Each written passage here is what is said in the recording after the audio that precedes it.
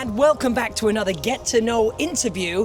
It's super spontaneous. It's going to be a short one, but I'm here in Cozumel with none other than Andy Mercer, Cruise Director of the Jubilee. Hi everyone. How's it going, Andy? Doing very, very well. Doing very, very well. Thank you for making the time for me. Okay. In fact, I'll go behind the camera so it looks like you're looking at them when really you're looking at me. Beautiful. I got a few questions for you. Ask away. I hope you know the answers to them. I hope so. First of all, who is Andy Mercer?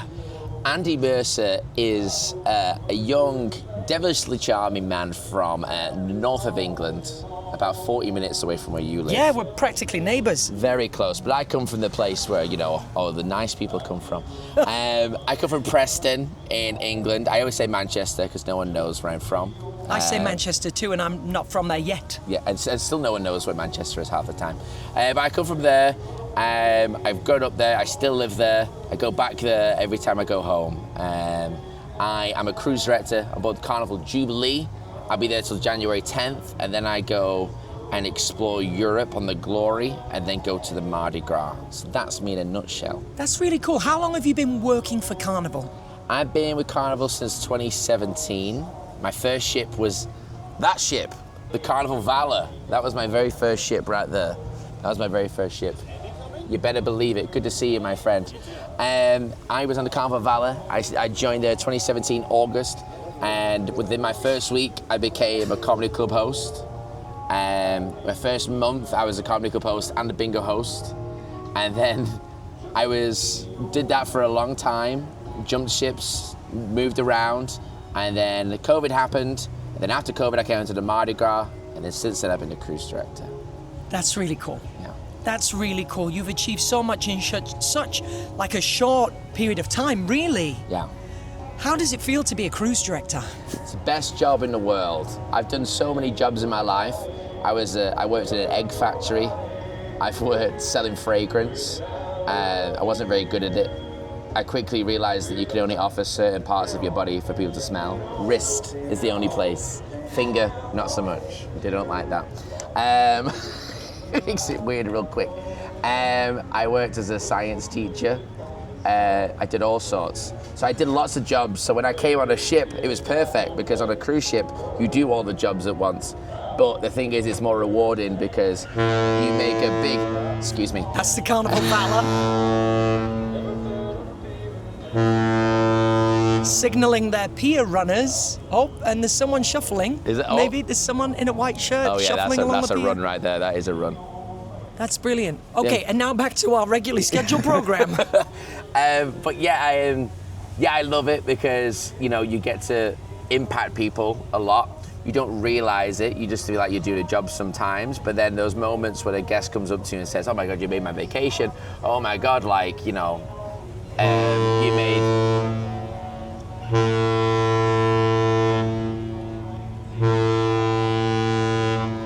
That's a first for me in these videos. That's a long one.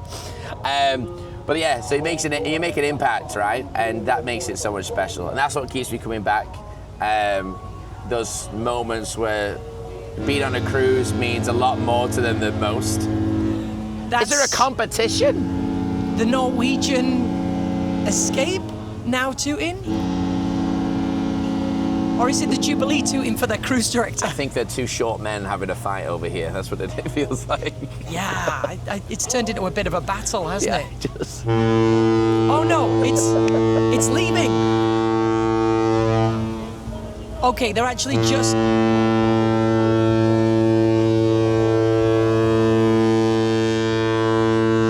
They're now having a horn battle.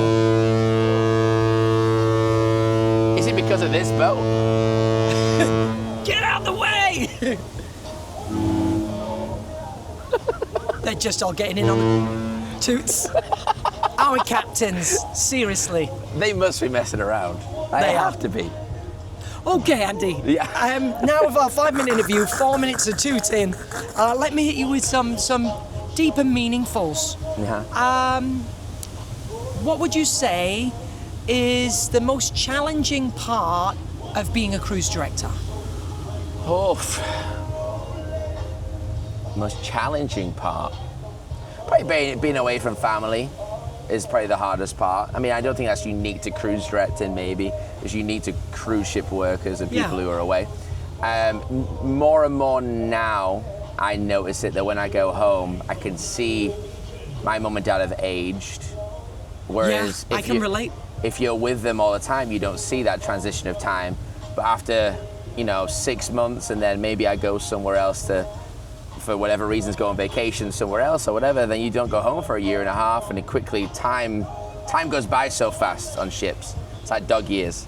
So when you do go home eventually, you notice a lot more. You notice a lot more and my brother's away from home and I'm away from home. So that impacts me a lot, and that's something I think about more and more as I get older and they get older. The guilt kicks in a little bit, right? Yeah, it's just kind of, because we are their life, They raised us and they're very proud of us, and we're not there. So you kind of want to be there to take care of them, don't you? So I relate to that so much, so much. It's hard. Now let's get into some happy stuff. Yeah. Can you tell us a fun memory, a funny story, an embarrassing event? What's happened to you in your time at sea that we can spontaneously share on the internet that's not going to get you fired? Oh gosh. What's happened to me? Oh my goodness. There was one time that my pants ripped on stage. I say ripped. I was wearing a suit that I shouldn't be wearing because I had expanded in my time, but I didn't want to let go of the suits that I was wearing. And I got on stage for Deal or No Deal, and I packed myself into a suit, really, and then I got on stage and took a deep breath, and a button hit a woman on the front row. So that was the whole thing. That's hilarious. I love that. Thank you for sharing that one. You're welcome. Hey, I've fallen over a million times. I think every cruise director as a rite of passage has fell over during the sail away party. Lido deck, always. Every time, into the pool or something like that. That's happened a million times. But that doesn't embarrass me as much. I've shaved my chest many times. You've done this a couple of times. Yes. I waxed my chest for St. Jude. There was a challenge that you started, I believe, where we went down a water slide in a dress. Yes. I did that. And then I made Simon London do it as well.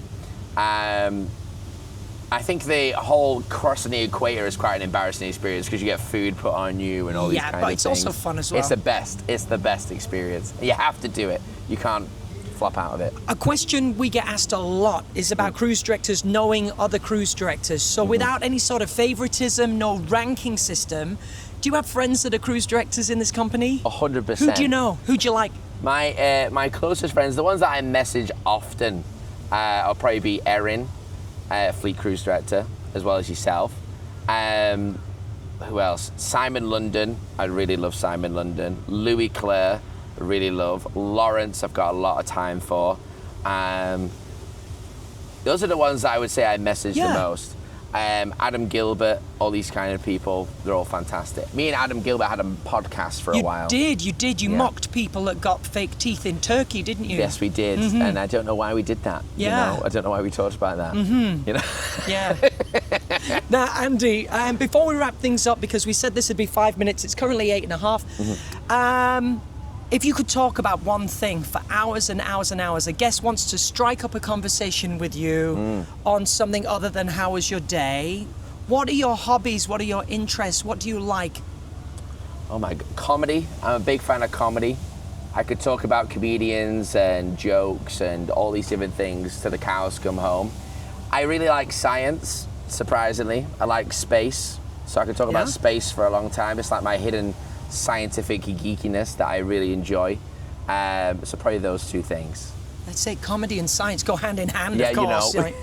Laughing about string theory. Exactly. Andy, thank you for your time, mate. I appreciate it. Thank you, Lee. On the internet, do you have any sort of a social media profile anywhere? Yeah, I've got Andy Entertainment on Facebook and Instagram and Farmers Only. Thank you for that. You're more than welcome. Are you super active? Are you fairly focused on your guests on board? Do you use it? Do you not use it? I'm not as active as I should be. I'm so focused when I'm on board and my job and the people who are there at the moment. I respect that. But I do post every now and again with updates and things and where I'm going and things like that. So yeah. Without spoiling things, can you talk about your schedule? Do people know where you're going, what you're doing? Yes, I'm going to Glory next. We do a beautiful trip from Port Canaveral to Barcelona, and a few trips from Barcelona around Spain and Morocco and places like that, which is really exciting. Does a Journeys cruise, which is exciting. I love those ones. And then I do Mardi Gras April to July next year. Amazing. Love So Mardi Gras. that's where he's going to be. If you didn't write that down, check the cruise director schedule online. Andy Entertainment, Facebook and Instagram.